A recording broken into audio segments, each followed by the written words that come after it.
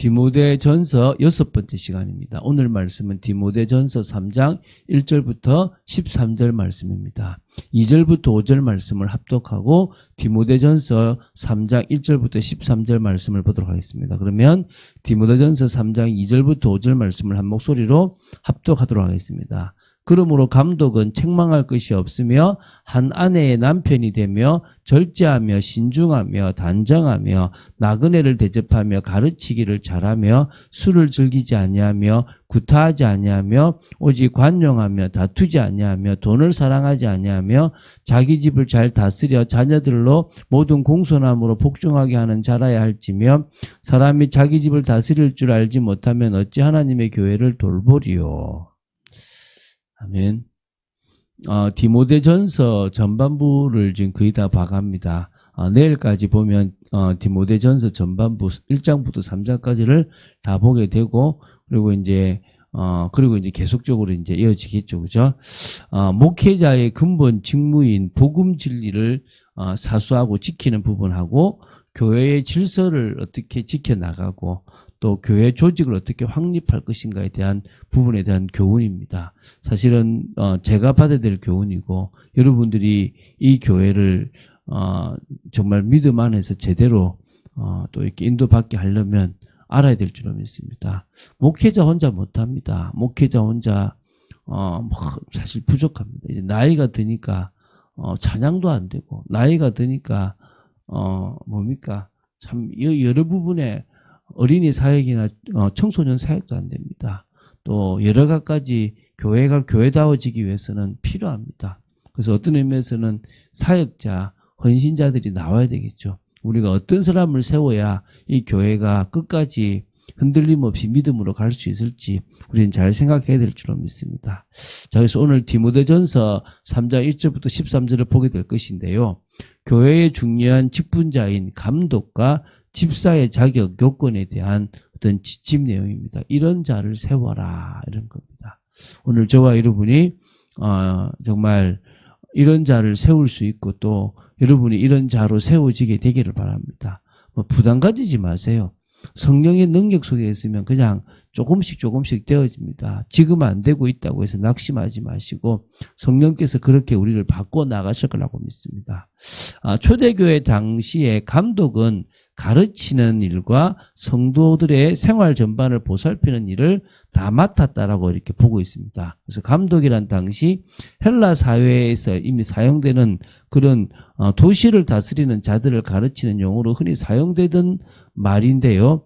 학자들은 이 직분을 신약 성경에 자주 등장하는 장로와 동일한 어떤 직분들을 이해하고 있습니다. 또 그렇게 그런 근거가 종종 같은 맥락에서 이렇게 구분 없이 사용되는 게 사도행전 20장 17절이나 그 다음에 28절도 디도서 1장 5절 7절 베드로전서 5장 1절에도 좀 이렇게 막 등장하고 있기 때문에 장로라는 개념은 어찌 보면 유대식으로 보고, 그 다음에 감독이라는 어떤 그런 개념은 헬라식으로 보는 경우들도 있습니다.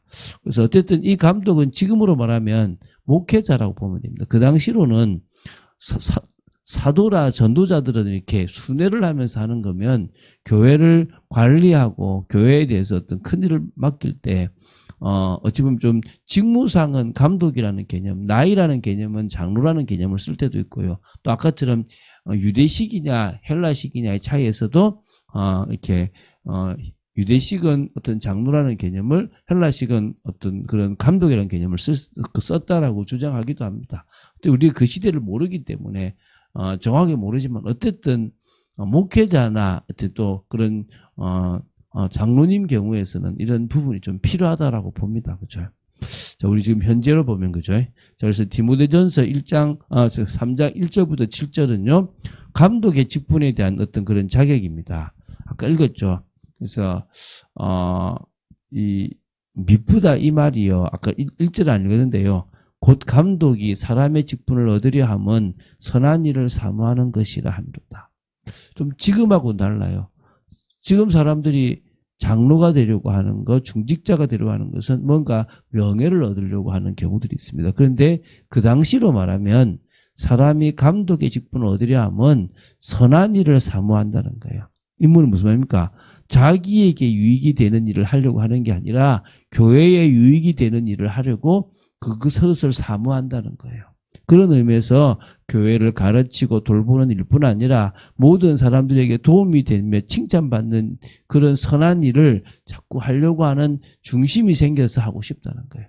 그래서 여러분, 저도 두렵고 떨리는 마음으로 목사가 되었습니다. 목사와 같은 개념이 장로인데 장로님들도 어떤 의미에서는 두렵고 떨리는 마음으로 내가 이런 중직자가 되었다, 장로가 되었다라는 마음을 가지시면 될 거란 말입니다. 그래서 감독은 나오죠. 책망할 것이 없대요. 뭔가 저 사람 저기 문제인데, 저 사람 저기 문제인데 이런 말이 저도 사실은 100% 없을 수는 없습니다. 근데 제가 계속 은혜 속으로 들어가면 조금씩 책망할 것들이 사라져가는 것들은 사실은 보는 것 같아요. 여러분 그렇게 되기 바랍니다. 하나님의 남편이 되며 절제하며 신중하며 한 아내의 남편이란 말도 해석이 많습니다. 그런데 어쨌든 간에 정말 가정의 소중함을 알고 하나님이 주신 어떤 그런 배필에 대한 그런 중심도 알고 그러면서 이제 뭡니까? 그 아내를 사랑하고 같이 만들어가는. 그래서 어떤 의미에서는 유혹에서도 절제하고 또 신중하고 단정하며 나그네를 대접하며 가르치기를 잘하며 술을 즐기지 아니하며 술을 마시지 말라는 말은 없지만 어찌 보면은 술자리에 가더라도 내가 술이 먹고 싶어서 그런 게 아니라 나는 술보다도 성령의 은혜에 더 취하고 싶다라는 마음이 들 정도가 되면 되겠죠. 또 구타하지 아니하며 오직 관용하며 다투지 아니하며 돈을 사랑하지 아니하며 돈에 대한 것도 그죠. 이 돈은 하나님이 주신 건데 하나님의 일을 위해서 써야 된다 이런 거겠죠. 자기 집을 잘 다스려 자녀들로 모든 공손함으로 복종하게 하는 자라야 할지며. 참 어렵잖아요. 저도 자녀들이 한 번씩 이렇게 저한테 이렇게 답답함을 가지거나 힘들 때는 내가 참 이렇게 내 성질을 못 참구나 이럴 때가 사실은 있거든요. 자기 집을 잘 다스리는 그런 이제 사람이 되어야 될 줄은 믿습니다. 그래서 사람이 자기 집을 다스릴 줄 알지 못하면 어찌 하나님의 교회를 돌보리요. 중심이죠. 이게 이제 괄호로 돼 있으니까 어떤 성경에는 있고 어떤 성경에는 없는데 목회자라고 한다면 자기 집을 잘 다스리는 게 상당히 좀 필요가 있겠죠. 그래서 어찌 보면 목회자가 이혼하지 않는 거나 이런 부분들은 자기 중요하게 보고 있는 것들 지금도 그런 것들이 있습니다. 참 필요한 거죠. 그죠. 또 그 외에도 새로 입교한 자도 말지니 좀 오랫도록 교회에서 교회의 흐름을 타고 또 인도를 받아야 되겠죠. 교만하여져서 마귀를 정죄하는 그 정죄에 빠질까 하며 또한 외인에게서도 선한 증거를 얻은 자라야 불신자나 바깥 사람들에게서도 그런 일을 얻은 자라야만 비방이나 마귀의 올무에 빠지지 않을 수 있다라고 하는 겁니다. 이런 부분들이 한 15개 정도 언급되는데 소극적인 성격을 지닌 게 한 6개고요. 그 다음에 적극적인 성격을 가진 게 한 9가지 정도 된다고 보시면 됩니다. 뭐 특별히 중요한 건 아니고요. 이렇구나라고 이해하시면 되겠습니다. 이제는 8절부터 13절에는 집사 직분의 자격입니다. 집사라는 것은 감독을 도와가지고 어떤 그 감독의 역할을 조금 이렇게 보조해 주면서 그러면서 이제 교회의 중요한 일들을 맡은 자들이라고 보시면 됩니다. 이와 같이 집사들도 정중하고 일구이연하지 아니하고 술에 임박히지 아니하고 더러운 일을 탐하지 아니하고 뭐 윤리 도덕 이게 아니라 내가 가진 이 복음이 너무너무 귀하고 하나님의 은혜가 너무너무 귀한 걸 안다면 감독이든 집사든 또 목회자든 이 두렵고 떨리는 마음으로 하나님에 대한 두려움과 사랑 또 사람에 대한 귀함이 있어야 되겠지 않습니까? 그래서 그 더러운 탐하지 않을 뿐만 아니라 깨끗한 양심의 믿음의 비밀을 가진 자라야 할지니 이에 이 사람들을 먼저 시험하여 보고 그 후에 책망할 것이 없으면 집사의 직분을 맡게 할 것이요 여자들도 이와 같이 정숙하고 모함하지 아니하며 절제하며 모든 일에 충성된 자라야 할지니라. 여자 집사도 있다 이 말이겠죠. 그죠? 집사들은 한 아내의 남편이 되어 자녀와 자기 집을 잘 다스리는 자일지니 집사의 직분을 잘한 자들은 아름다운 지위와 그리스도 예수 안에 있는 믿음의 큰 담력을 얻느니라. 여러분 정말 아름다운 지위, 주님이 주시는 그 높임을 받게 되기 바라고 그리스도 예수 안에 있는 믿음의 큰 담력을 얻게 되기 바랍니다. 우리가 막 이런 걸 따져가지고 할 만큼 사실은 우리가 하나님 앞에 떳떳하지 못합니다.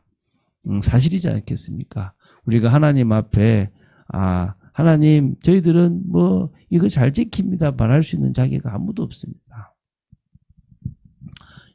하나 확실한 것은 우리가 예수 믿게 된 것도 자격 없는 우리가 되어졌습니다.